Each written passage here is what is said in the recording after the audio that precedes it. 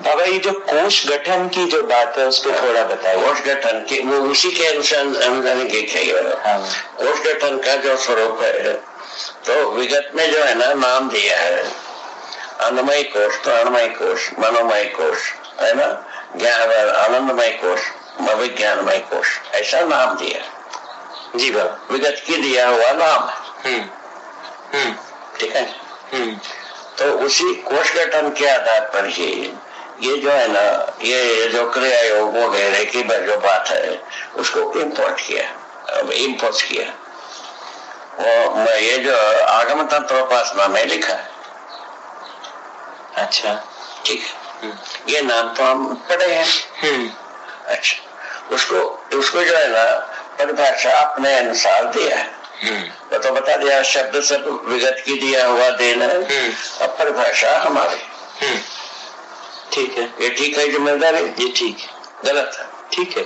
अच्छा, अबे पहले ये भी बात एक सोचे गए कि भाई ये जो भाषा ही छोड़ करके कहा जाए, 1 2 3 लिखा, 1 का मतलब है, 2 का मतलब है, 3 का मतलब है, ऐसा लिखा जाए। एक ऐसा भी सेशन आए थे। उसके बाद कंसिडर किया गया ये ज्यादा दुरूह होगा। बिल्कुल सही बात है, इसलिए प्रचलित भाषा में ही परिभाषा दे करके किया जाए। अच्छा, ऐसा हम शुरू किया। तो बात ठीक भी है मेरे ख्याल से। ठीक है ना? हाँ। एक संयोग की घटना है। उसके बाद और एक सेशन आए थे, वैदिक विषय है कुछ है जिसको हम जानता हूँ, उसमें इस बात को पूरा कहा जा सकता है, व्याख्या दिया जा सकता है। उसमें प्रयत्न किया, वो भी फेल हो गया। अच्छा, वो तो आपको कह चुके हैं। तो इस तरह से हम प्रयत्न तो 2 विधि से किया। एक बार ये भी प्रयत्न विचार आया तो ये पूरा भाषा को ही सीधा किया जाए। हाँ हाँ। और उसमें ये आया कल्पना में, भाई ये जो भाषा को हम सीधा करने जाओगे, तर्क को तर्क में फंस जाएंगे, कभी ये पूरा होगा नहीं। यहाँ आ गए, उसके बाद हमारा बाध्यता हो गया अपने ढंग से का। ठीक है, ऐसा हम घिरा गए।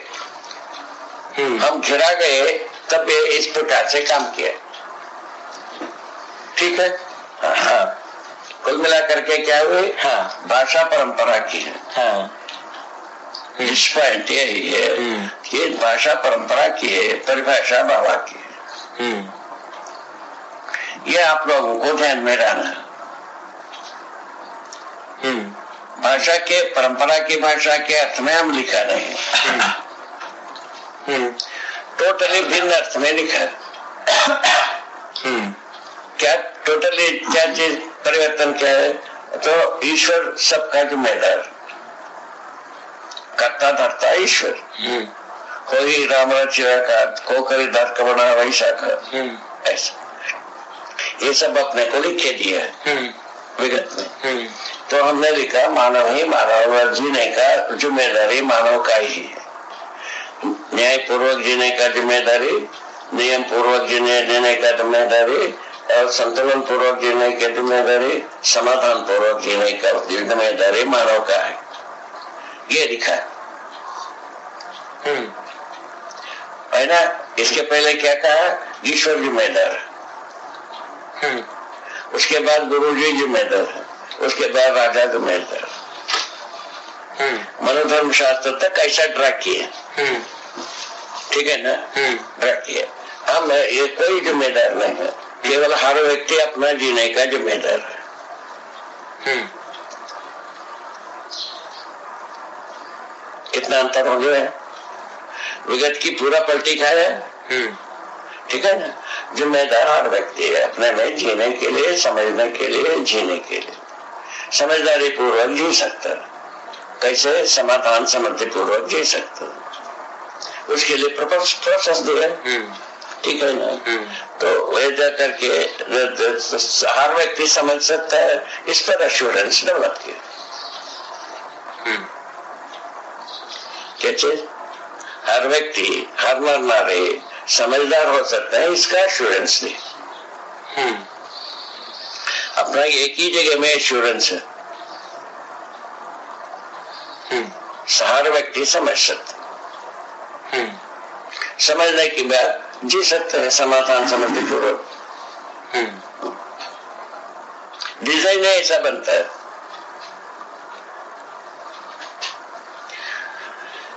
देखिए आदिकाल में भी काम करने वाला अलग, तप करने वाला अलग, सेवा करने वाला अलग, तप करने वाला अलग रखा ही था। आज भी जो साधना करने वालों को सम्मान करते ही, साधना का फल अभी तक निकला नहीं। सम्मान पाने के लिए साधना करना हो गए खत्म।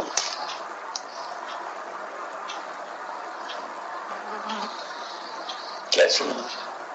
सम्मान पाने इस ढंग से क्या होगा? इस ढंग से क्या होगा? हर परंपरा में देख लो, एक ही परंपरा नहीं है। कपड़ा पहनते हैं वो भी परंपरा देख लो, नहीं कपड़ा पहनते हैं उस परंपरा को भी देख लो। ये पटना है कि नहीं करता? जी बाबा जी। ये शुद्ध है नहीं है जी। रास्ता शुद्ध है कि नहीं है? बिल्कुल। कचपच हो तो बता देना, उसको हम रोड़ा पत्थर निकाल दूंगा। हमारा अधिकार की चीज है, ठीक है जी। आपका हो गया फीडबैक कुछ? बाबा एक को कोश गठन की व्याख्या थोड़ी पूरा कर दीजिए। कोश गठन की गई 5 ये तो हुआ एक प्रकार पूरा हो गया। कोश गठन के बारे में ये नाम दिया है 5 कोशों का ना, उसको शरीर में बताए। अच्छा, ठीक है ना। अन्नमय कोश को अपन शरीर में है, ये सांस लेते हैं, इसको प्राणमय कोश बताया। तो शरीर जो घटित शरीर क्रिया को ही 5 कोशों में उन्होंने बताया, विगत ने बताया। नहीं, आप क्या बता रहे हैं बाबा? वो उसको किसी को बता रहे हैं। हाँ बताइए। उस शरीर में बताया, ठीक है। उसके बदले में हम क्या किया, जीवन में बताया, परमाणु में बताया। परमाणु में ये बताया 5 कोशों के गठन बताया। अच्छा, ठीक है। वो कैसा बताया? पहले जैसा सामान्य भौतिक परमाणु है, उसमें अन्नमय प्राणमय कोश 2 चीज रहता है। प्रेरणा पाने के अंग, प्रेरणा पाने की क्रिया जो होती है वो भौतिक परमाणु में है। कैसा प्रेरणा पाना? तो व्यापक वस्तु में डूबे रहकर क्रियाशीलता के लिए प्रेरणा पाना। ठीक है श्रीमान जी, ये प्रमाणित होता है कि नहीं होता है? प्रेरणामय कोश का मतलब ये लिखा है प्रेरणा पाना। क्या प्रेरणा पाना भाई? व्यापक वस्तु में भीग कर और क्रिया करने के लिए प्रेरणा पाना। ये हर परमाणु में रखा हुआ। ये तुम्हारा बुद्धि पहुंचता है कि नहीं पहुंचता है? जी है? जी बाबा। हाँ, ये प्रमाणित होता है कि नहीं आता है? जी में अभी नहीं हो रहा है। हाँ, पहला बात यही है, पहला पार्शुलेशन है जी। अच्छा, उसके बाद अन्नमय कोश। अन्नमय कोश के बारे में लिखा है परमाणु में अंशों का बदलना अन्नमय कोश। अच्छा, परिणाम जो होता है परमाणुओं का अंश घटना बढ़ना, ये अन्नमय कोश। तो संगठन विघटन के अर्थ में अन्नमय कोश है? संगठन विघटन के अर्थ में अन्नमय कोश है। संगठन विघटन अलग चीज है, भौतिक रसायन अंशों का घटना बढ़ना बताना है। ठीक है, ये परिणाम नाम है इसका। तो ये भौतिक संसार की बात है। तो भौतिक संसार के परमाणुओं के अंशों का बढ़ना घटना अन्नमय कोश है। अन्नमय कोश, और उसमें संपृक्तता वर्ष इसको अन्नमय कोश में व्याख्यायित किया। ये ठीक किया कि गलत किया? पहले सोच के चलो, आपको ये अपील होता है कि नहीं? सोचो। मैंने परमाणु अंश भी व्यापक वस्तु में दिखा हुआ है। प्रेरणा पाकर क्रियाशील होना, क्रियाशीलता के लिए प्रेरणा पाना।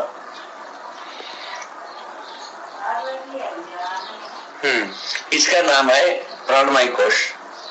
और जो है ना अंशों का, परमाणु में अंशों का घटना बढ़ना अन्नमय कोश।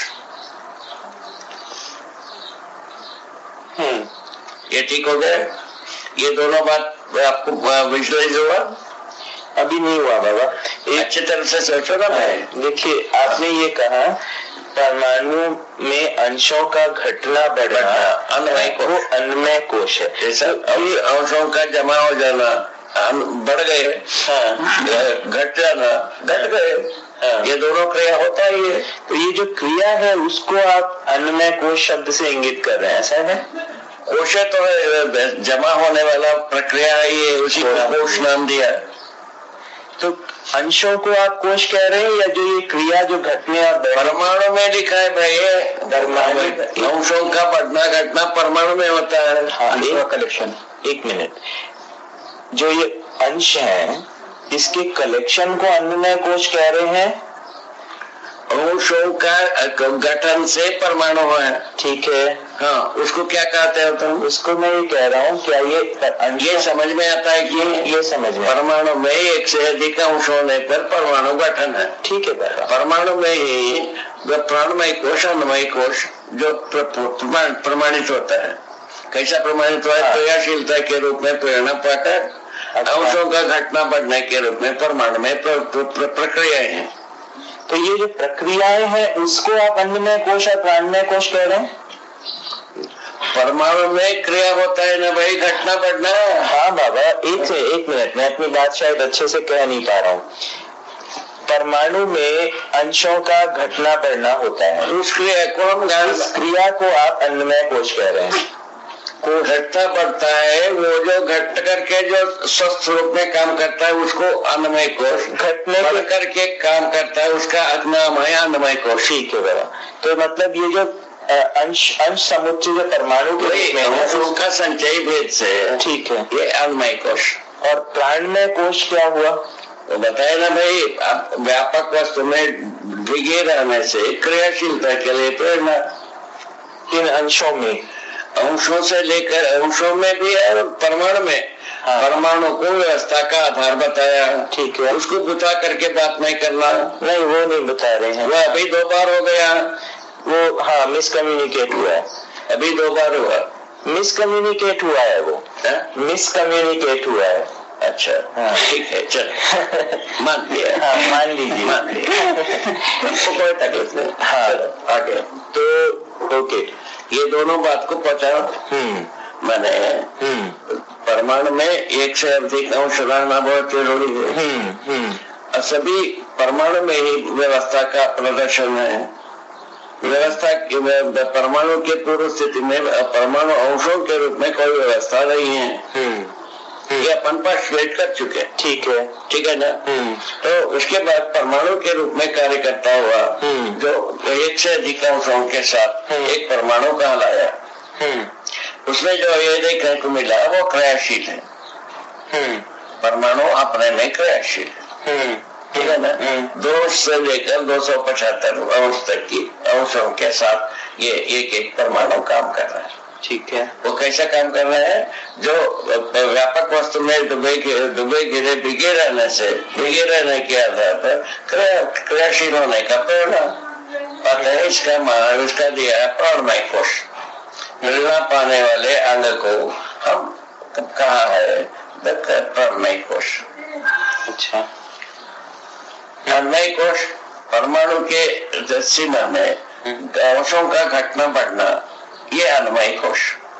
घट करके भी एक व्यवस्था है, बढ़ करके भी एक व्यवस्था है, इसका नाम है अन्नमय कोश, ठीक है। ये दोनों पट जाता है, नहीं पटता?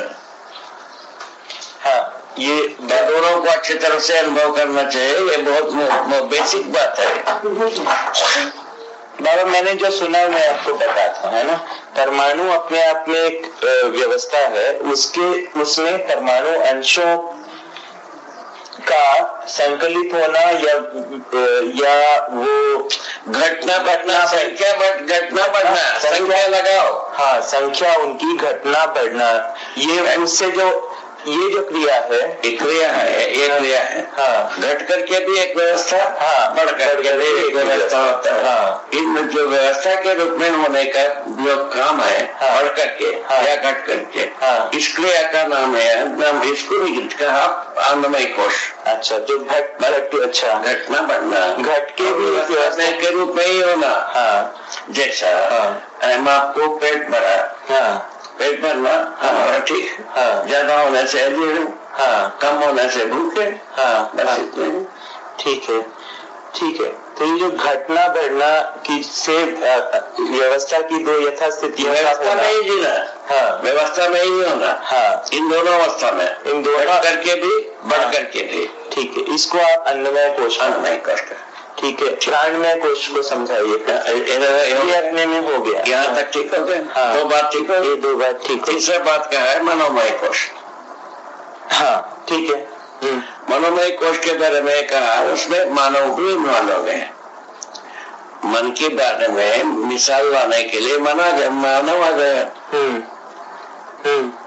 मानव में क्या चीज है, चॉइस। चॉइस के अनुसार वस्तु को ग्रहण करना, अपने को ग्रहण करने की विधि रखा ही है। किसमें,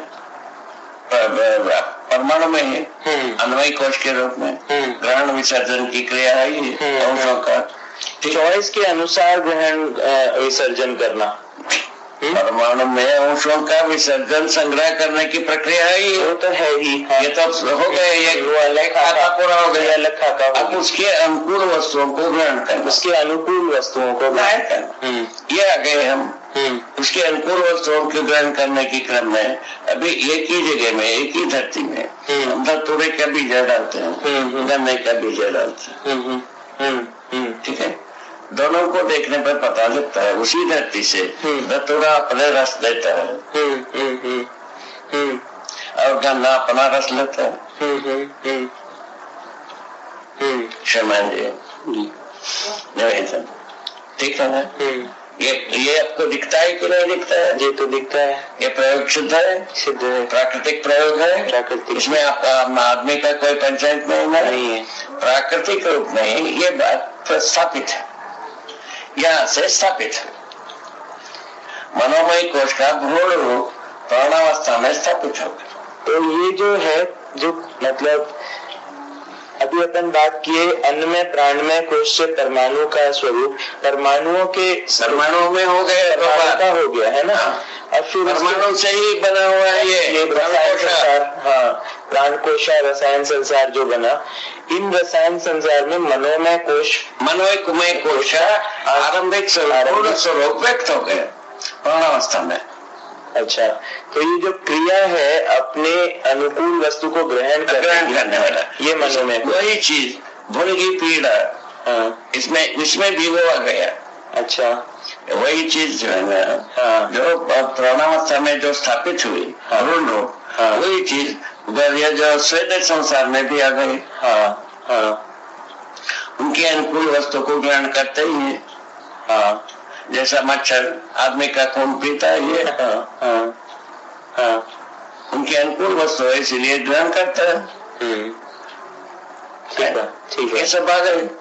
बाघ जो है ना, मनुष्य को खा लेता है, मनुष्य शरीर को खाता है, ठीक है ना। ये सब उनके अनुकूल वस्तु है, ऐसा बात आ गई। और जो है ना, घाती जो है ना, मटका पत्ते को खाता है, उनके लिए वस्तु अनुकूल वस्तु हो गए। चींटी जो है ना, शक्कर को इकट्ठा कर लेता है, मीठा वस्तु को, उनके लिए अनुकूल वस्तु है। इस ढंग से भी 1000 आ गए, लाखों आ गए। तो मनोमय कोश का नेचुरल एविडेंस जो है, एक तो पेड़ पौधों में स्पष्ट दिखाई देता है, एक है जीव जानवरों में भी वो स्पष्ट। जीवन तक पहुंचने के लिए पहले कीड़े मकोड़े से शुरू किए, कीड़े मकोड़े, मच्छर से शुरू किए। मच्छर जो है ना, मानव का खून को पीता है, उनके अनुकूल वस्तु को ग्रहण करता है। पहले जड़ में था वो चीज, ये मुंह से लेने लगे, इतना ही फर्क हुआ, यहाँ शुरू हो गए, ठीक है। वो चल करके हाथी आ गए, सबसे बड़ा जीव, तो वो वट का पत्ता को खाता है, झाड़ के पत्तों को खाता है, उनके अनुकूल वस्तु हो गए, बाघ आ गया, आदमी को, हरिण को, उसको इसको खा लेता है, पेट में भूख होने से। संचय एक नहीं करता है, हाथी भी संचय नहीं करता, चींटी संचय पे बात बताया। सबसे ज्यादा खाने वाला हाथी, सबसे कम खाने वाला चींटी, चींटी संग्रह करता है, संचय। बात बताया, धीरे से बात बताया। बात जो है ना धीरे से इसमें करने की बात, ये आपके सामने रखी हुई एविडेंस है, नेचुरल एविडेंस। आप क्या कहना चाहते हैं? सबसे ज्यादा संग्रह करने वाला चींटी। आप इससे क्या इंगित कराने की कोशिश कर रहे हैं? क्रिया को इंगित करा रहे हैं कि चींटी इंगित होना मनुष्य को है। नहीं बाबा, तुलन एक आप कर रहे हैं। मैं क्या बोल रहा हूँ उसको सुनोगे? बताओ। मनुष्य स्वयं में इंगित होना, हाँ। इसमें हमारा इंगित करने की कोई आशय नहीं। अच्छा, ये प्रकृति में हो रहा है कि हाथी कुछ संचय नहीं कर रहा है, चींटी बहुत संचय कर रही है। चींटी सबसे कम खाने वाला है, हाँ। संग्रह करता है, ठीक है। हाथी सबसे ज्यादा खाने वाला, संग्रह करता नहीं, ठीक है। ये बात कर रहा है। एक तो बात ये बताया, उसी प्रकार बाघ को बताया, बाघ भी संग्रह नहीं करता, ये भी बात समझ में आ रहा है। गाय भी संग्रह नहीं करता, बहुत सारे जीव जानवर संग्रह नहीं करते। वो हो सकता है ये 2-4 प्रकार की चीजें संग्रह भी करते हैं, ये दोनों मिसाल आ गए, संग्रह का संग्रह का, है ना? दोनों बात आ गए, तो हो गए, खत्म हो गए। अभी वही भी चीज मनुष्य में आ गए, जीवों के बाद मनुष्य में जो है ना, श्रेष्ठ मनुष्य है ना, कुछ संग्रह नहीं करता, किंतु 12 बजे जो है किसी के दरवाजे के सामने खाने के लिए पहुंचता ही। जो अच्छा आदमी हम मानते हैं, श्रेष्ठ आदमी मानते हैं, उनके बारे में कह रहे हैं। ठीक, ये भी देखा गया, इसमें कोई तकलीफ। अब जो आदमी छात, जो पहले क्या सोचा, भक्ति विरक्ति में सही शांति मिलेगी, मानसिक शांति मिलेगी, ऐसा चला। उसका प्रमाण जो शिक्षा में आया नहीं, संविधान में आया नहीं, आचरण में आया नहीं, परंपरा में आया नहीं, यहाँ हो गए। उसके बाद संग्रह सुविधा से हम सुखी हो जाएंगे, इसमें प्रयत्न किया मैंने, आदमी प्रयत्न किया, कर ही रहा अभी भी, तो उसमें तृप्ति बिंदु मिला नहीं अभी तक, कल मिल गया तो ठीक। तो आक्षेप कहाँ है? अपने वक्तव्य में आक्षेप कहीं बनता है? नहीं, अभी तक नहीं मिला, आगे मिल जाए। मिला आप उसको अवश्य शोध करना, कोई आक्षेप के वस्तु होगा तो हमको बताना, उसको ठीक कर दूंगा।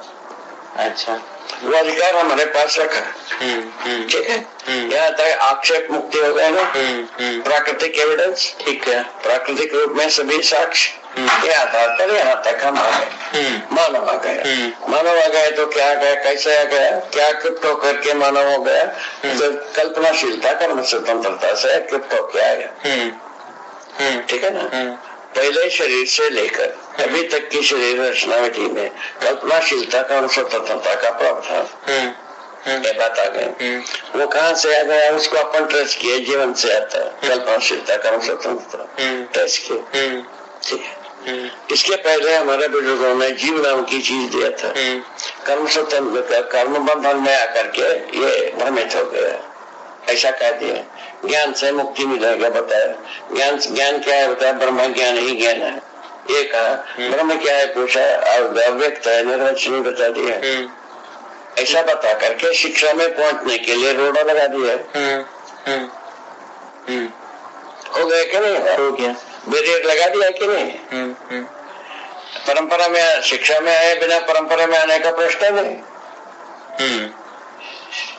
अच्छा, उसको माना गया था विगत में जो ना उपदेश विधि, भाषण विधि, 2 विधि चली, उसमें से भी कुछ नहीं मिला।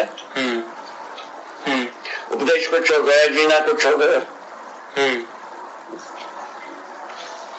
क्या कहा? उपदेश कुछ हो गया, जीना कुछ हो गया, ठीक है। इस ढंग से जो है ना, खाने के लिए उपदेश है, जीने के लिए इच्छा है, अपने में इच्छा है। यहाँ आ गए तैर के, विची तुम बन रहा है, तैर करके यहाँ आ गए।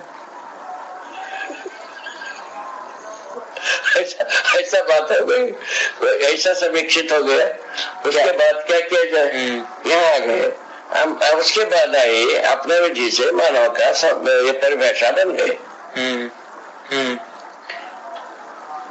सर्वप्रथम अपने ही मानव का परिभाषा सुनिश्चित परिभाषा दिया है। तो भौतिकवाद के अनुसार हर शिशु जो है ना कामुक है, वो लिखता है फ्राइड, ठीक है ना? क्या सुना? फ्राइड ने लिखा है और डार्विन ने लिखा है कि वही राक्षस ही जीने योग्य है, ये लिखता है, ठीक है ना? और रॉबिन्सन लिखता है लाभ ही एकमात्र आधार है। 3 भूत चढ़ा हुआ है। ये 3 भूत चढ़ने के बाद आदमी कहाँ मिलेगा, आप बताओ?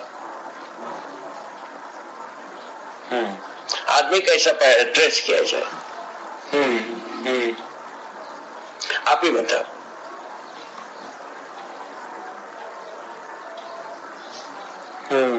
ये सब चीज को सुन करके हम बिल्कुल विस्मित हुए। अच्छा सोचने वाले होते हुए ऐसा बंदगी की वो कैसे आदमी को भेज दिया, हमको आश्चर्य।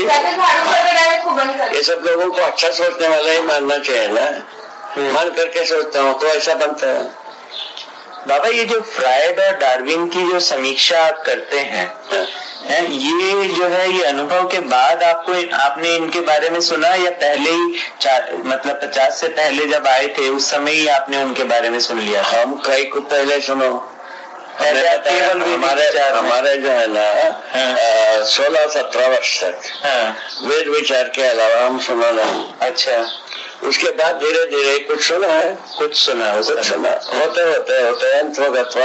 हम सफर होने के बाद जो सुनते हैं हमारे पास आते हैं। हम आप ही हैं, आप ही हैं विज्ञान में ये कहता है, ऐसा कहते हो, उसको समीक्षा कर, वो कोट करता हूँ, सुना हूँ कहता हूँ, वो बिल्कुल ईमानदारी से, हम पढ़ा नहीं हो ये कहता हूँ। ठीक बात है, वो सही तरीका भी है बाबा। ये ठीक हो गया कि नहीं? ठीक हो गया। इस ढंग से मेरा मैंने आक्षेपहीन पद्धति से चलने की कोशिश कर रहे हैं। हमारा भाषा भी ऐसा ही हो, हमारा प्रेजेंटेशन भी ऐसा ही हो, लिखित भी, जीना भी ऐसा ही हो। हाँ, जीने का ही प्रतिरूप में ये दोनों है। क्या चीज? बोलना और लिखना। हाँ, जीने के प्रतिरूप में ही बोलना, ये तो ऐसा हम चाह रहे हैं। उसमें विपरीत तो नहीं है, उसको जांचने के लिए आपका अधिकार देकर रखा है। मतलब कायिक, वाचिक, मानसिक जो है वो सभी रूप में एक ही बात कही जा रही है। जो आप जैसा जी रहे हैं वही बोल रहे हैं, वही लिख रहे हैं, इस बात को आप कह रहे हैं। वही लिखना, ये हमारा विषय यही है। वो ऐसे ही हुआ कि नहीं हुआ है उसको जांचना आप ही का काम है। अच्छा, हाँ, वो हमारे अध्ययन के लिए वो आवश्यक भी है। आवश्यक भी है, नहीं तो आपको विश्वास कहाँ से आएगा? नहीं तो विश्वास कैसे? ये सही है कैसा आएगा? सही बात है बाबू। उसी अर्थ में मतलब प्रमाणित व्यक्ति का परीक्षण और मूल व्यक्ति का ही परीक्षण है बाबा। मूल व्यक्ति परीक्षण हो गए तो प्रतिरूप होता है। हाँ, मूल व्यक्ति का परीक्षण की कोई रास्ता बना ही नहीं अभी तक। जैसा एक भक्त हुए, एक विरक्त हुए, उसको परीक्षण करने का विधि ही नहीं बना, क्योंकि वो जीने में बोलने में अलग अलग है। हाँ, बोलने में उपदेश है, जीने के लिए जो इच्छा है वो करें।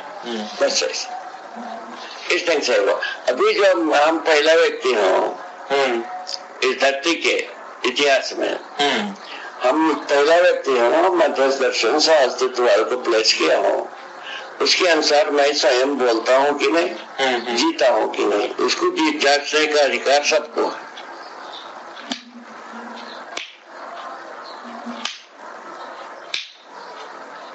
कहाँ पहुंचे। बहुत बड़ा चैलेंज दे दिया है बाबा आपने।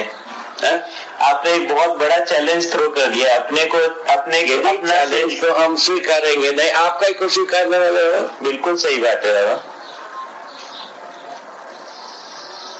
पहला व्यक्ति मैं ही हूँ, हर चैलेंज को हम स्वयं स्वीकारना होगा। उसके बाद ही हमारे अनुसार जो काम करने के लिए सोचते हैं, अपने स्वतंत्र रूप में करते हैं, उनको वो भी वही से इस चैलेंज को स्वीकार करेगा। ऐसा सोच कर शुरू किया। आप समझने के बाद आप भी उतना ही चैलेंज को स्वीकारोगे, थोड़ा सा और ज्यादा भी करते होंगे। ऐसे आगे की प्रसंग तो ऐसे ही है। हाँ ठीक हो गए। हाँ बाबा, अपन मनोमय कोश तक आ गए थे। हाँ। अभी उस सारे दर्शन को कहाँ लाया, 5 सूत्र में ला दिया। हाँ, हाँ। ये 5 सूत्र क्या है, पर आपको जांच लो। मैंने उसका भी औजार तो तैयार कर दिया। क्या बात। इन 5 सूत्रों के आधार पर हमारा कथनी करनी जीना, ये सब पूरा का पूरा है कि नहीं है।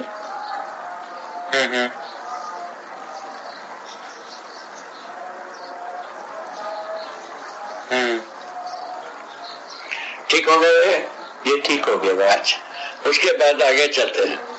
ये दो मनोमय कोश से क्या हुआ, चॉइस सिलेक्शन। जीव आ गए तो क्या कर दिया, हाथी क्या किया, चींटी क्या किया, वो स्पष्ट हो गया।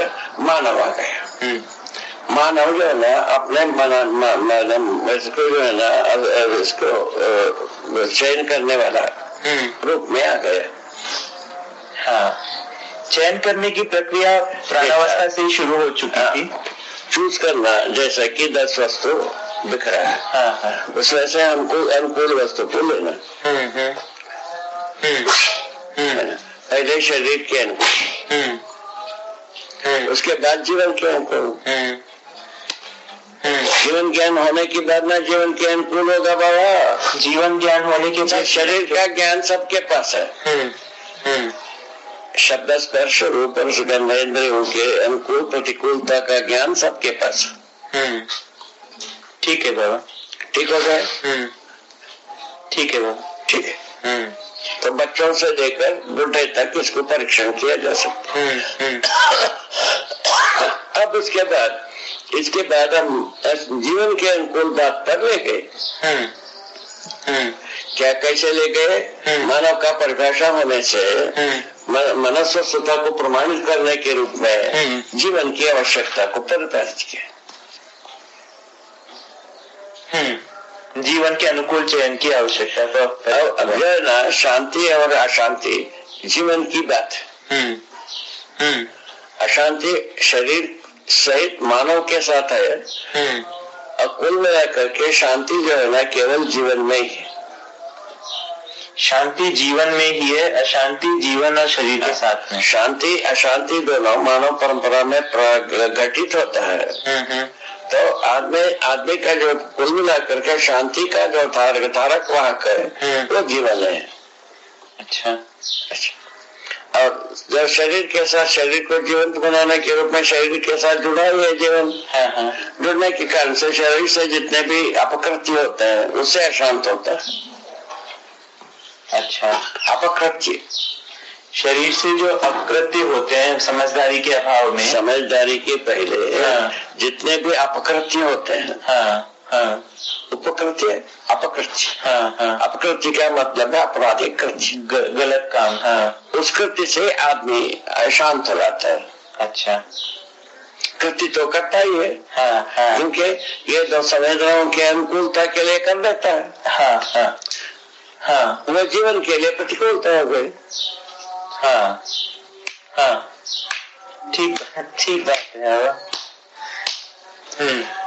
ये बहुत होता है कि नहीं, जो शरीर की अनुकूलता के लिए कुछ कर दे, संवेदना के अनुकूलता के लिए, संवेदना की अनुकूलता के लिए सब कर देता है शरीर। है ना। जीवंत शरीर संवेदनाओं के अनुकूलता के लिए सब कुछ कर देता है। क्या इसका नाम हो गया अपकृत्य। जीवन के अनुकूलता के लिए कुछ करना हो गया और उपकार।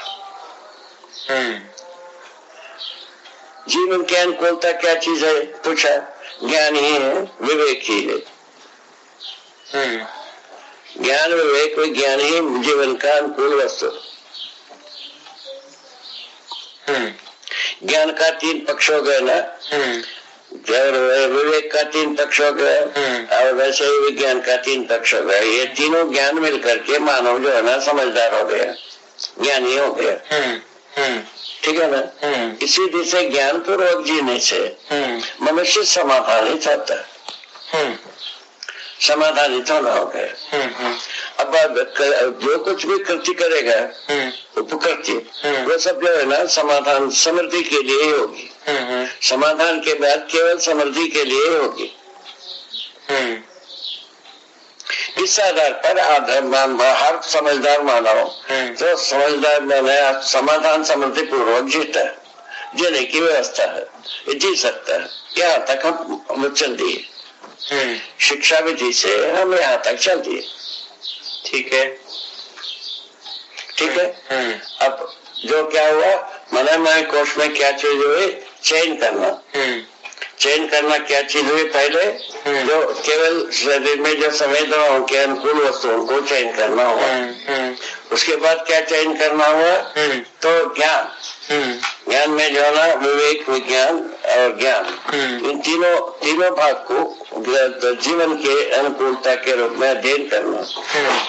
जीवन के अनुकूल वस्तु आ गए, ये आने से आनंदमय कोश आ गए। अच्छा, इसको प्रमाणित करने गए विज्ञानमय कोश हो गए। प्रमाणित करने गए तब विज्ञान में अनुभव किए, आनंदमय कोश हो गए, पूरा हो गया। अच्छा, तो अनुभव करने के बाद जीवन के अनुकूलता को, अनुकूलता क्या, ज्ञान विवेक विज्ञान, ये अनुभव में आता है। ये अनुभव में आनंद से आनंदमय कोश पूरा हो गया। हाँ, और उसके बाद जो है ना उसको प्रमाणित करने पर विज्ञानमय कोश पूरा हो गया। हाँ, पूरा ये जीवन परमाणु में, रासायनिक भौतिक परमाणु में पर पूरा हो गया कि नहीं हुआ? हाँ बाबा, आप ही सोच। इस तरह से पूरा परमाणु में 5 कोशाओं को कोशा की बात किया है। हाँ, ये बहुत अच्छा है बाबा, ये वाला कि अनुभव में आने पर आनंद में कोश पूरा भरा और प्रमाणित होने पर विज्ञान में कोश पूरा।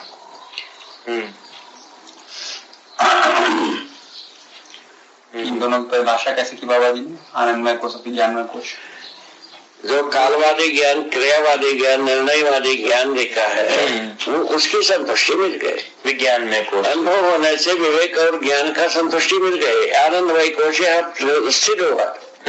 इसको हम प्रमाणित करने गए, विज्ञानमय कोश भी पूरा हो गया। तो विवेक और ज्ञान का तृप्ति जो है आनंदमय आनंद होने वाली बात आ गए। और विज्ञान की तृप्ति जो मतलब प्रमाणित करने में। हाँ, अच्छा, तो प्रमाणित करने में विज्ञान है। इस ढंग से इसको व्याख्यायित किया। बहुत सुंदर है बाबा। अब ये आनंदमय कोश की जो अवस्थिति है जीवन में, अनुभव के आधार पर ही है ना, तो ये बुद्धि और आत्मा इससे इंगित हो रहे हैं। सहस्तित्व में अनुभव के गणेश में आता है। सहस्तित्व में अनुभव, आनंदमय कोश का तृप्ति है जो सहस्तित्व में अनुभव करने के गणेश में आता है। ठीक है, ये प्रक्रिया को बता दिया है, अध्ययन गम्य है। इस ढंग से 5 कोशों का प्रयोजन क्या है वो बता दिया, अध्ययन सुलभ करा दिया। ये कोशों के बारे में ऐसा हुआ। ठीक हो गए।